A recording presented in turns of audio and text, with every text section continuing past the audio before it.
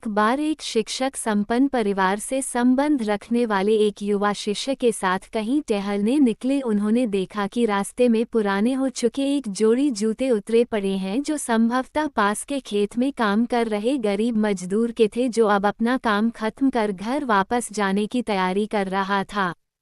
शिष्य को मजाक सूझा। उसने शिक्षक से कहा, गुरुजी, क्यों न हम ये जूते कहीं छिपाकर झाड़ियों के पीछे छिप जाएं। जब वो मजदूर इन्हें यहाँ नहीं पाकर घबराएगा तो बड़ा मजा आएगा। शिक्षक गंभीरता से बोले, किसी गरीब के साथ इस तरह का भद्दा मजाक करना ठीक नहीं है। क्यों ना हम इन जूतों में कुछ सिक्के डाल दें और छिपकर देखें कि इसका मजदूर पर क्या प्रभाव पड़ता है। शिष्य ने ऐसा ही किया और दोनों पास की झाड़ियों में छुप गए। मजदूर जल्द ही अपना काम खत्म कर जूतों की जगह पर आ गया। उसने जैसे ही एक पैर जूते में डाले, उसे किसी कठोर चीज का आभास हुआ। उसने जल्दी से जूते हाथ में लिए और देखा कि अंदर कुछ सिक्के पड़े थे। उसे बड़ा आश्चर्य हुआ और वो सिक्के हाथ में लेकर बड़े गौर से उन्हें पलट पलट कर देखने लगा। फिर उसने इधर उधर देखने लगा। दूर दूर तक कोई नजर नहीं आया तो उसने सिक्के अपनी जेब में डाल लिए।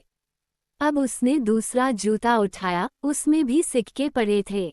मजदूर भावविभोर हो गया, उसकी आंखों में आंसू आ गए। उसने हाथ जोड़ ऊपर देखते हुए कहा, हे भगवान, समय पर प्राप्त सहायता के लिए उस अनजान सहायक का लाख लाख धन्यवाद। उसकी सहायता और दयालुता के कारण आज मेरी बीमार पत्नी को दवा और भूखे बच्चों को रोटी मिल सकेगी। मजदूर की बातें सुन शिष्य की आंखें भर आईं। शिक्षक ने शिष्य से कहा, क्या तुम्हारी मजाक वाली बात की अपेक्षा जूते में सिक्का डालने से तुम्हें कम खुशी मिली? शिष्य बोला, आपने आज मुझे जो पाठ पाया है उसे मैं जीवन भर नहीं भूलूंगा। आज मैं उन शब्दों का मतलब समझ गया हूँ जिन्हें मैं पहले कभी नहीं समझ पाया था, कि लेने की अपेक्षा देना कहीं अधिक आनंददायी है। देने का आनंद असीम है।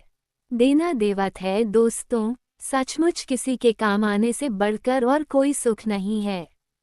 हमें इस कहानी से शिक्षा लेते हुए अपनी अपनी क्षमता के अनुसार ज़रूर कुछ न कुछ दान देना चाहिए और ज़रूरतमंदों की हर संभव मदद करनी चाहिए।